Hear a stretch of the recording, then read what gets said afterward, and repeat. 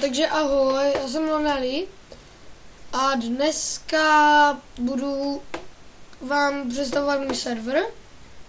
Vlastně je to přes Hamashi, takže moc ode mě nečekejte. A normálně si zapnete Hamashi, dáte si network, join an existing network, napíšete tam moco server, heslo 124, pak dáte join, já už to nebudu dávat, protože to mám, zapnete si server, dáte si Minecraft, dáte tam přidat servery, tady si napíšete, co chcete, tady napíšete tuhle IP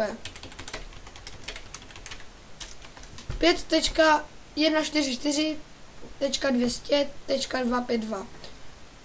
Pak normálně už byste si měli úspěšně připojit a mohli byste už jako hrát na mém serveru.